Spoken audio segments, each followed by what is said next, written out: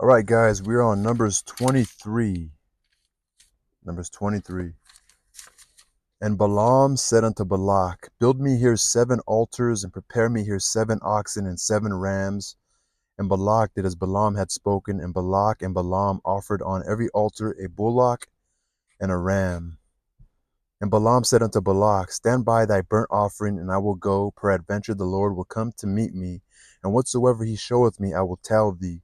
And he went to a high place, and God met Balaam, and he said unto him, I have prepared 7 altars, and I've offered upon every altar a bullock and a ram. And the Lord put a word in Balaam's mouth, and said, return unto Balak, and thus thou shalt speak.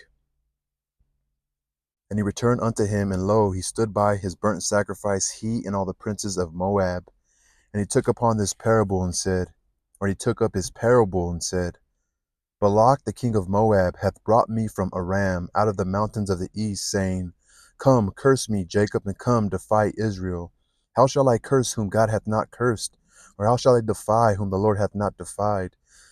For from the top of the rocks I see him, and from the hills I behold him. Lo, the people shall dwell alone, and shall not be reckoned among the nations. Who can count the dust of Jacob and the number of the 4th part of Israel? Let me die the death of the righteous, and let my last end be like this, and let my last end be like his. And Balak said unto Balaam, what hast thou done unto me? I took thee to curse my enemies, and behold, thou hast blessed them altogether. And he answered and said, must I not take heed to speak that which the Lord hath put in my mouth? And Balak said unto him, come, I pray thee, with me unto another place from whence thou mayest see them. Thou shalt see but the outmost part of them, and shalt not see them all, and curse me them from thence. And he brought him into the field of Zophim, to the top of Pisgah, and built 7 altars, and offered a bullock and a ram on every altar. And he said unto Balak, stand here by thy burnt offering, while I meet the Lord yonder. And the Lord met Balaam, and put a word in his mouth, and said, go again unto Balak, and say thus. And when he came to him, behold, he stood by his burnt offering, and the princes of Moab with him. And Balak said unto him, what hath the Lord spoken? And he took up his parable, and said, rise up, Balak, and hear. Hearken unto me, thou son of Zippor. God is not a man that he should lie, neither the son of man that he should repent. Hath he said, and shall he not do it? Or hath he spoken, and shall he not make it good? Behold, I have received commandment to bless, and he hath blessed, and I cannot reverse it. He hath not beheld iniquity in Jacob, neither hath he seen perverseness in Israel. The Lord his God is with him, and the shout of a king is among them. God brought them out of Egypt. He hath, as it were, the strength of an unicorn. Surely there is no enchantment against Jacob. So to have the strength of a unicorn is like to have a strength like in the supernatural. Surely there was no enchantment against Jacob, neither is there any divination against Israel. According to this time it shall be said of Jacob and of Israel, what hath God wrought? Behold, the people shall rise up as a great lion, and lift up himself as a young lion.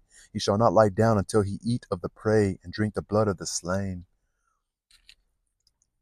So he's telling Balak, like, you're trying to go against Israel, but there ain't no, you can't really go against them. Like, this is God told me to speak this, so this is the power. This is God speaking through Balak. Oh no, speaking through Balaam to Balak. Let me write that down. God speaking through Balaam. This is against like the Moabites. The Moabites must have been strong, but Balaam saying, look, these guys, you can't even number them. Like they're like a lion. They're indispensable right now because they're blessed by God. And Balak said unto Balaam, neither curse them at all, nor bless them at all. But Balaam answered and said unto Balak, told not I thee, saying, all that the Lord speaketh, that I must do? And Balak said unto Balaam, come, I pray thee, I will bring thee unto another place. Peradventure it will please God that thou mayest curse me then from thence. And Balak brought Balaam unto the top of Peor, and looketh toward Jeshimon. And Balaam said unto Balak, build me here 7 altars, and prepare me here 7 bullocks and 7 rams. And Balak did as Balaam had said, and offered a bullock and a ram on every altar. So you're seeing pride from Balaam still, not wanting to heed to what Balaam is telling Balak. Balak is being prideful, really. So, you know, again, he's a leader, so it's not easy to humble him in this. Again, this is just a story. Peace, y'all.